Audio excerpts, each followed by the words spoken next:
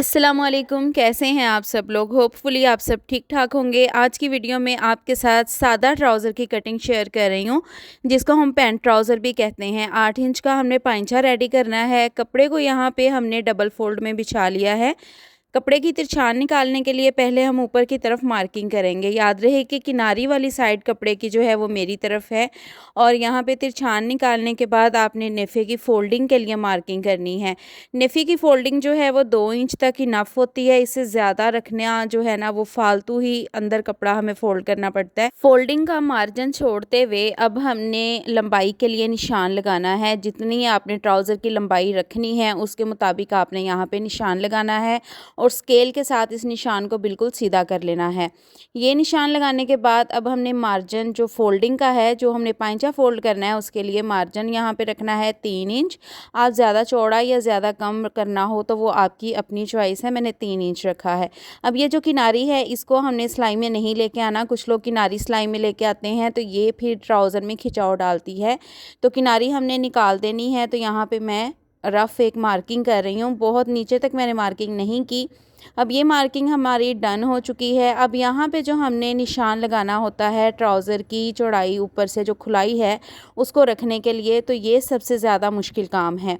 तो अगर आपको हिप साइज़ की मेजरमेंट्स लेनी नहीं आती, हिप साइज़ का जो नाप है वो नहीं लेना आता, तो आपने क्या करना है, अपनी शर्ट को इस तरह से सीधा रख लेना है, और हिप का जो साइज़ है जहाँ पे चौक की सिलाई एंड होती है वहाँ से आपने इस तरह से नाप लेना है। मेरे पास जो मेजरमेंट्स हैं वो 23 इंच आ रही हैं। इसका अब हमने हाफ़ करना है। 23 का हम हाफ़ करेंगे तो 11.5 इंच आएगा। उसमें हमने 2 इंच जो है ना वो मार्जिन डालना है लूजिंग का। जितना भी आपका हिप साइज़ आएगा उसमें आपने 2 इंच की लूजिंग डाल देनी है। ये मैं शर्ट से बता रही हूँ, ठीक है। बॉडी साइज़ का हिसाब और होता है।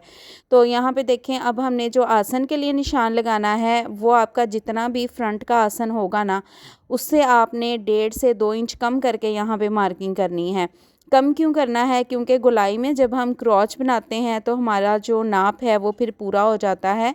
तो यहाँ पे मैं जो है आसन वो रख रही हूँ 12.5 इंच। अब इसमें जब हम मार्जिन ऐड करेंगे 2 इंच का तो हमारा फ्रंट का आसन 14 इंच हो जाएगा।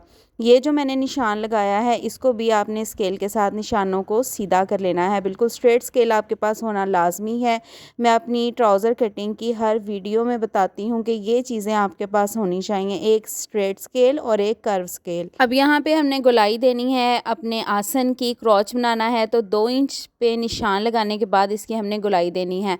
अगर हिप साइज़ आपका हैवी है, थाई हैवी हैं, तो आपने क्या करना है, 2.5 इंच का क्रॉच भी बना सकते हैं, लेकिन नॉर्मल साइज़ के लिए 2 इंच इनफ रहता है। अब हमने इस तरह से इंच टेप को घुमाते हुए अपने आसन का साइज़ लेना है।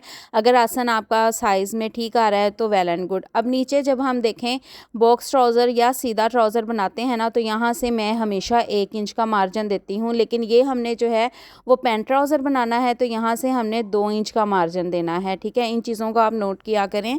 यहाँ से मैं 2 इंच का मार्जिन जो है वो दे रही हूँ। इसके बाद ये जो मैंने मार्किंग की है ना, इसको मैं ऊपर थाई वाली मार्किंग के साथ इस तरह से मिला दूँगी। अब यहाँ पे मैं कर्व स्केल नहीं यूज़ कर रही, सीधे स्केल के साथ ही हमने इस लाइन को जो है वो इस तरह से ड्रॉ करना है। अब यहाँ पे मैं आपको आगे चल के समझाऊँगी कि ये जो हमने मार्किंग की है ना, ये थोड़ी तिरछान में क्यों करनी है, क्योंकि ये पैंट ट्राउज़र देखें आ रहा है ना, तो इसकी यहाँ से शेप जो है वो इस तरह से थोड़ी तिरछे में जाती है। अब पाइंचे के लिए हम मार्किंग कर रहे हैं। पाइंचा मैंने 8 इंच का रखना है, तो 8 इंच पे निशान लगाऊंगी। पाइंचे का निशान हम 8 इंच पे लगाते हैं, और नीचे जो हमारा मार्जिन वाला कपड़ा होता है ना उस पे जो आपने निशान लगाना है वो आधा इंच बढ़ा के लगाना है। मतलब ऊपर 8 इंच का पाइंचा और नीचे हमने 8.5 पे निशान लगाना है, और इसको हमने इस तरह से तिरछे में मिला देना है। तो अब हमने कर्व स्केल लेना है। आसन से पाइंचे तक हमने जो है वो इस तरह से दोनों निशानों को आपस में मिलाना है कर्व स्केल के साथ। इसके साथ जो है वो शेप बहुत अच्छी आती है, और आपका जो ट्राउज़र है उसमें खिंचाव भी नहीं आता, तो इसलिए आप ना कर्व स्केल लाजमी अपने पास रखें। तो ये मार्किंग हमने कर ली है। अब हमारी फ्रंट की जो मार्किंग है वो तकरीबन डन हो चुकी है, लेकिन यहाँ पे कुछ पॉइंट्स आपको समझा दूँ। सारा जो है ना मेथड वही होता है। अगर आप स्ट्रेट ट्राउज़र कटिंग करें या बॉक्स ट्राउज़र, तो यहाँ से आपने जो है वो 1 इंच का मार्जिन छोड़ना है पाइंचे से और फिर इस तरह से वो तिरछी लाइन लगानी है। लेकिन अगर आप पैंट ट्राउज़र बना रहे हैं ना तो फिर आपका यहाँ से थोड़ी सी तिरछान में ही आपकी मार्किंग आती है, तो फिर आपने 2 इंच का यहाँ पे जो है ना वो मार्जिन छोड़ के तो इस तरह से अपनी मार्किंग कर लेनी है। अब ऊपर का हमने कपड़ा पकड़ना है और अपने फ्रंट साइड जो है ना फ्रंट साइड हमारी ट्राउज़र की उसकी कटिंग करनी है। नीचे वाला कपड़ा अभी हमने नहीं छेड़ना। अब इस कपड़े को पकड़ेंगे जो हमारा ट्राउज़र का फ्रंट साइड है और हमने जो है ना ऊपर से 2.5 इंच तक तकरीबन इसको नीचे करके जो है वो बिछा लेना है, क्योंकि बैक साइड का जो आसन है वो हमने ऊपर से बढ़ाना होता है। अब ये जो निशान है इनको आपने स्केल के साथ सीधा कर लेना है, एक हमारा आसन वाला और दूसरा पाइंचों वाला। ये 3 निशान आपने स्केल के साथ जो है ना वो इस तरह से सीधे कर लेने हैं बैक साइड की कटिंग के लिए।